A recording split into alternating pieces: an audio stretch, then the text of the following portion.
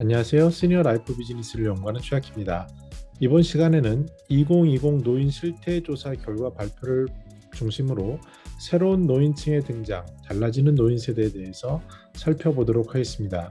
크게 5개로 나눠서 가족, 사회관계, 그리고 건강, 경제, 여가, 생활 환경과 가치관에 대해서 하나씩 살펴볼 텐데요. 첫 번째 시간으로 경제 상태 및 경제 활동에 대해서 살펴보도록 하겠습니다. 이 보고서 요약본을 보면요, 노인의 개인 소득이 지속적으로 증가하고 있고 가구 소득의 구성 부분이 바뀌고 있다. 그리고 경제활동 참여율이 늘고 있는 부분들을 핵심으로 다루고 있는데요. 이를 조금씩 세부적으로 살펴보겠습니다. 먼저 소득 변화 부분입니다. 소득 변화에 있어서 시니어들은 이전보다 근로소득과 사적 연금 소득이 증가하고 있습니다.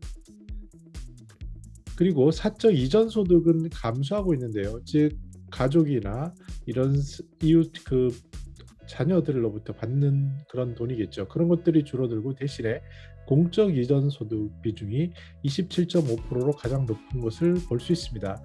이는 최근에 노인층의 65세에 들어간 베이비 부머들의 영향력도 발휘되고 있는 것으로 보이는데요. 이분들은 이전에 올드한 시니어들 대비 사적 연금 소득 이런 것들이 새로 만들어지고 있는 부분이 눈에 띈다라고 할 수 있고, 특히 노인 일자리를 통해서 근로소득도 전반적으로 높아짐을 우리는 엿볼 수 있습니다. 자산과 부채 부분에 있어서는 평균 65세 이상 노인들의 경우에 부동산은 2.6억 원 정도, 그리고 부동산을 보유한 비율은 97%, 즉 3% 정도는 부동산이 없으신 거고요. 금융자산은 3,200만 원 정도 보유하신 분은 약 78%, 그 얘기는 역으로 22% 정도는 금융자산이 없는 분들입니다. 기타 자산은 1,100만 원 정도로 약 보유 46%고요.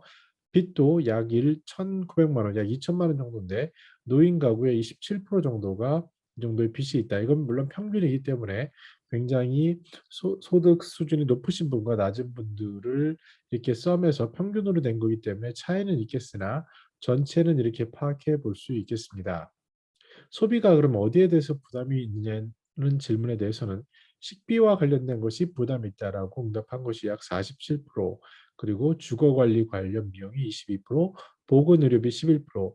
이를 통해서 우리는 식사하는 것, 그리고 주거에 관련된 비용, 그리고 의료비 이런 것들이 상대적으로 소비 지출 비중이 높은 것을 알 수 있습니다.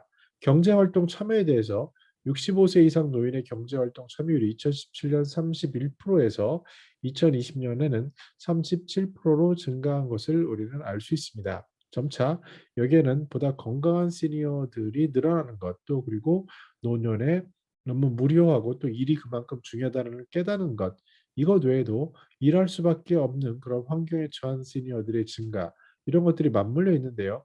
특히 우리가 눈에 띌 것은 65세에서 69세 노인의 경제활동 참여율을 보면 2017년에 42%에서 2020년에는 55%로 대폭 증가한 것을 볼 수 있습니다. 그만큼 보다 건강한 몸을 가진 분들, 그리고 삶이 더 늘어났기 때문에 그 늘어난 삶 속에서 봤을 때 일이라는 것이 단순히 생계 수단, 그러니까 생활비를 벌고 이런 것 외에도 다른 의미가 있음을 엿볼 수 있습니다. 그런데 실제로 그런 경제 활동을 하는 실태에 대해서 살펴보면요. 아무래도 농업하는 인구는 줄어듭니다. 아무래도 도심 지역에 사시는 이제 그런 분들이 늘은 것을 반영을 하고요. 또 일자리를 보면 단순 노무직, 그리고 서비스 관련된 근로자 이런 것들이 증가하죠. 거기에 더불어서 고위 임직원 관리자도 증가하는 것을 볼 수 있습니다. 이분들은 아무래도 최근에 그 보다 베이비 부머, 어떻게 보면 액티브 시니어 이런 분들의 합류가 보여주는 현상이라고 볼 수 있습니다. 근데 우리가 눈여겨볼 것은 경제 활동에 참여하는 사람들 37% 노인 65세 이상이에요. 그분들 기준으로 일을 얼마나 하시냐는 질문에 주 5일을 한다 42%, 주 5일 미만은 24%입니다. 근데 눈에 띄는 것은 6일 이상, 즉 6일과 7일 하시는 분들 합쳐보니까 34%에 달하고 있습니다. 전체 모수가 37%이기 때문에 37% 중에 34% 정도, 이 정도의 숫자인 경우에 이런 분들은 정말 어쩔 수 없이 일을 하지 않으면은 안 될 수밖에 없는 그런 상황이라고 고려되는 그런 계층이라고 할 수 있겠습니다. 당장 일을 그치면 쉬는 날도 없이 굉장히 생계가 막막할 수도 있는 분들이 많이 포진되어 있지 않을까 추정해 볼 수 있습니다. 그리고 일하시는 분들이 월 150만 원 이상을 받는 분들이 약 48%로 전체의 절반 정도가 차지하고 있음을 알 수 있습니다. 경제 활동을 그럼 왜 하시냐는 질문에 대해서는 생계비 마련이라고 응답하신 분이 무려 74%가 됩니다. 농촌은 조금 더 높고요. 살짝 높고 80%, 그리고 독거노인인 경우에도 78%로 실은 혼자 사시기 때문에 혼자서 생계를 유지해야 되는 그런 것들이 부담이 되고, 특히 지금의 노인 중에 독거노인이 되신 분들 경우에는 여러 가지 가능성이 있지만 당장 그 생활이 팍팍한 그런 경우도 있을 수 있습니다. 왜냐하면 젊으셨을 때 고생을 하셨고, 거기다가 또 상대적인 혜택도 적으셨고, 거기다가 자녀들에게 과하게 비용을 쓰신 부분도 있고요. 그리고 이제 홀로 되신 그런 분들인 경우에 아무래도 생계비 마련에 대한 부담이 큰 것을 알 수 있습니다.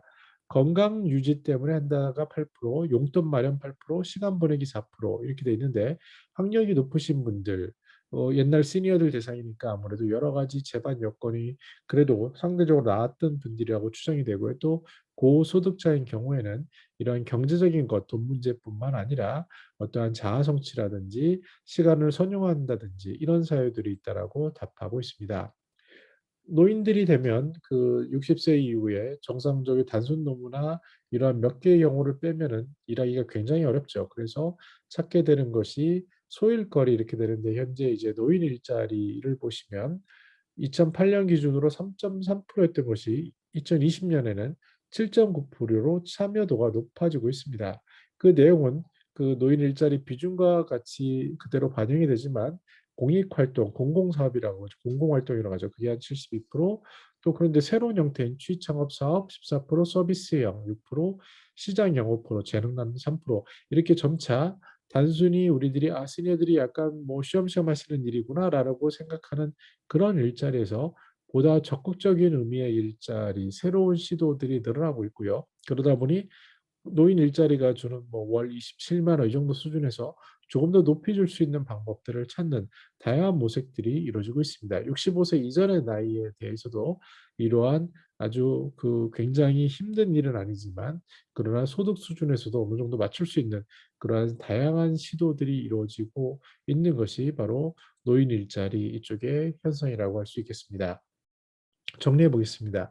액티브 시니어가 들어가다 보니까 아무래도 경제적인 자립성은 증가하는 추세라고 말씀드릴 수 있습니다.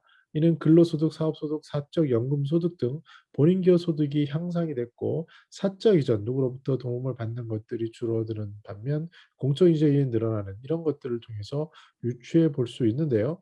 우리가 주목할 것은, 그런데도 일할 수밖에 없는 노인들, 그러니까 어떤 비경제적인 이유로 그 일을 하시는 그러한 자아 실현을 하기 위한 분들이 아니라 당장의 생계를 위해서 일할 수밖에 없는 그런 분들에 대한 관심은 좀 더 세밀해야 합니다. 그런 분들이 아무래도 있을 수 있는 것은 공적 이전 소득이 약 28%라는 점, 그리고 아직 물론 평균 2천만 원이지만 부채를 보유하신 분이 17%라는 점, 그리고 식비와 주거와 의료 부담, 이 세 가지가 노인의 그 지출에 있어서 80%를 차지한다는 점, 무엇보다도 일을 하시는데 주 6일 이상을 근로하시는 노인 인구의 전체 13% 정도 되시는 분들, 이분들에 대해서는 우리가 각별한 관심과 어떤 사회 안전망이 필요해 보이고요. 또 생계비 목적으로 근로하신다고 답하신 노인 인구 전체의 27%, 이런 분들에 대한 배려, 그리고 어떠한 도움들, 그리고 그런 시스템, 이런 것들이 굉장히 필요해 보입니다. 네, 물론 액티브 시니어가 늘어나면서 고학력, 그리고 고소득자, 그리고 상대적으로 은퇴 준비도 잘 된 분들이 늘어납니다.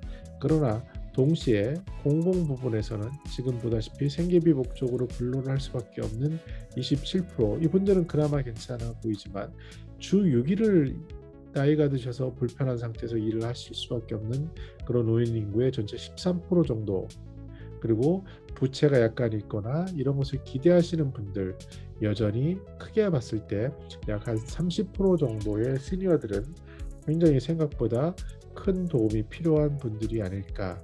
그리고 그분들은 젊으셨을 때 굉장히 고생하셨고 남들보다 상대적으로 열악한 상황에 계셨고 또 자녀 부양, 부모님 봉양으로 어려운 시기를 보냈는데 나이가 들면서 몸도 약해지시고 이런 모든 것이 복합적으로 되어 있는 우리나라를 지금의 우리나라로 만든 그러한 훌륭하신 어르신일 확률이 굉장히 높은 분들입니다. 그래서 이분들에 대해서 우리들이 점차 어, 젊은 시니어들이 늘어났다. 그리고 시니어들이 더 어떠한 기회 요소가 있다. 더 독립적이 됐다라고 마냥 좋아할 게 아니라 혹시 빈 곳이 없는지 이분들에게 어떤 것을 할 수 있는 건 없는지에 대해서 공공뿐만 아니라 민간 우리들 모두가 돌봄을 해야 되지 않을까 생각해 본 자료였습니다. 네, 다음 시간에는 두 번째 시간으로 경제 상태 및 경제 활동에 대해서 살펴보도록 하겠습니다. 저는 더 나은 시니어 삶 공동체를 연구합니다. 감사합니다.